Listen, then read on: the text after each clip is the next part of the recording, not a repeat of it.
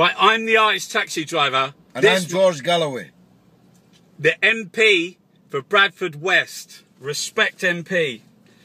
Did you know, did you start your political career when you were 13? Even earlier. I was born into a political family that sent me out in short trousers at 5 and 6 to leaflet school gates at election day, and our house was darkened with Labour posters. Harold Wilson's face darkened our windows throughout every election campaign. So even earlier, yeah. But I officially joined the party at 13, although you're not supposed to join it till you're 15. But hey, I've always looked older than my age. Yeah, my son, he joined the Greens already. Caroline Lucas signed him up. Okay. What does it mean, George, to be an MP? What does it mean? Well, I've 26 years sat in this building. I've been elected 6 times.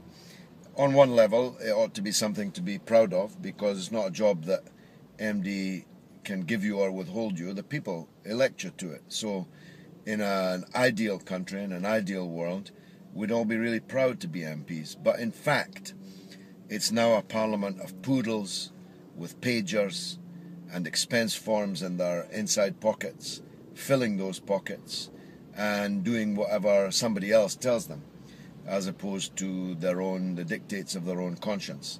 It wasn't ever thus. When I came in here in 1987, there were 100, 200 men and women of independent mind who you could guarantee that when they stood up, they would say what they believed. It might be right, it might be wrong, but you knew that they really believed it.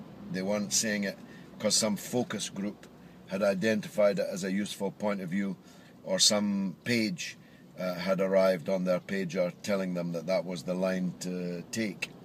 So I'm kind of half proud, half not, half feel it's worthwhile, half feel it's not. But I've just been in this morning. I've done a lot of media interviews this morning, but I've also dealt with half a dozen really quite important, urgent, local Bradford cases.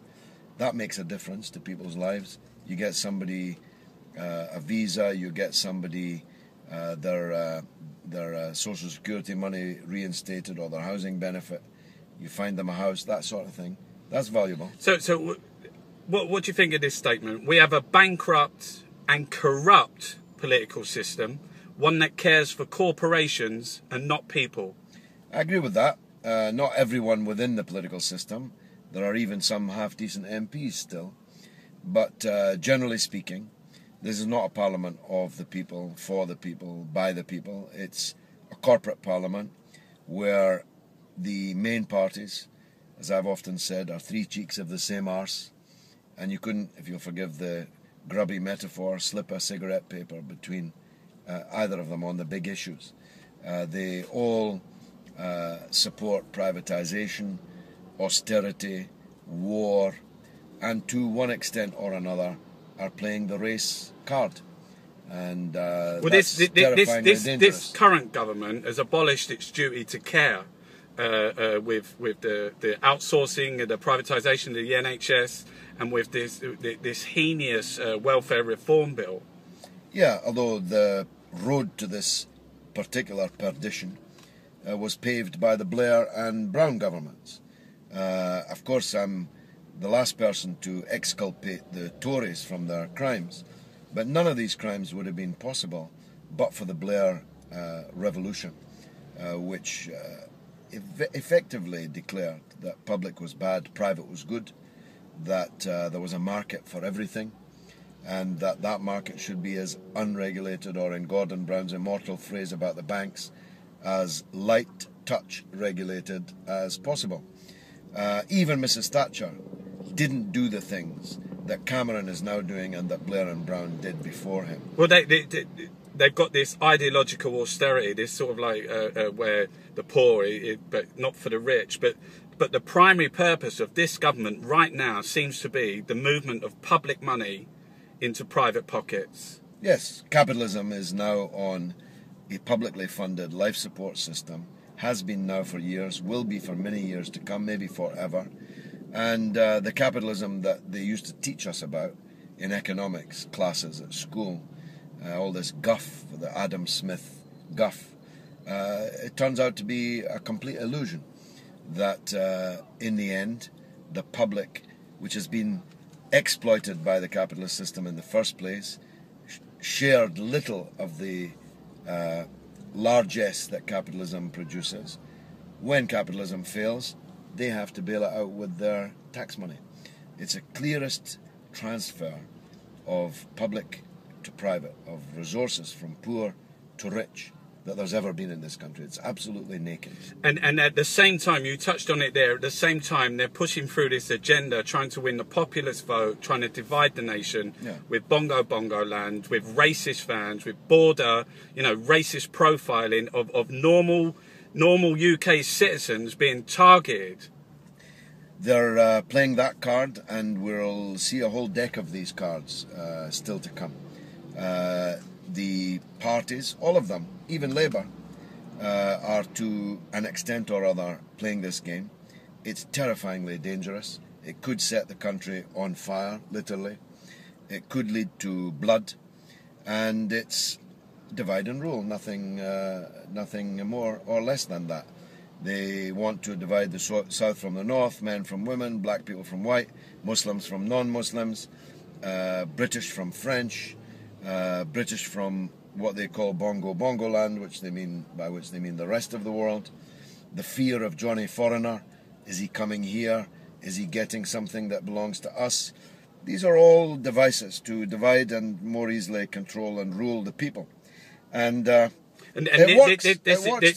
is also attached to the war machine, which is banks, oil and arms, which is you can see. And what's your thoughts on places like Syria at the moment? Well, Syria has gone disastrously badly for the imperial camp. They said 2 years ago that the regime in Damascus would have fallen. It's not going to fall. Everyone now knows it isn't going to fall. And therefore their new allies, or rather their renewed allies in Al-Qaeda, are not going to triumph. It's a very important setback for them, and it's an important victory for those of us who stood firm, not because we support Bashar al-Assad. I don't and never have. Not because we love the Ba'ath Party. I don't and never have. The reason for supporting the unity as an Arab nationalist country of Syria is to prevent a descent into a vortex of sectarian hatred and madness that ends with people eating each other's hearts. The war machine, without death and destruction, the war machine, right now you're looking at people like in power thinking, where are we going to go next? Iran, Venezuela, they want their oil, and that's how, without it, the global economy would collapse. What about Scottish independence? Well, I'm against that. I knew you'd ask me about that. First of all, I don't think it's independence at all. Scotland would still have a foreign queen. It would still use foreign currency, the pound. That foreign currency would be controlled by the Bank of, guess what, England. They haven't had the courage of their convictions to go for the euro. And how could they? How's the euro doing? So it isn't independence. But what it would lead to is a race to the bottom. A Scottish government competing with a perpetually Tory government in England, low tax, low spend, and free market Tory England.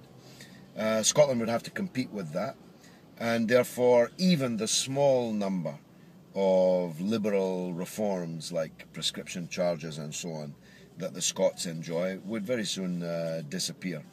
Moreover, taking scores of anti-Tory MPs out of Westminster by virtue of independence would leave the English people, most of whom have nothing to gain from Tory rule, under Tory hegemony forever.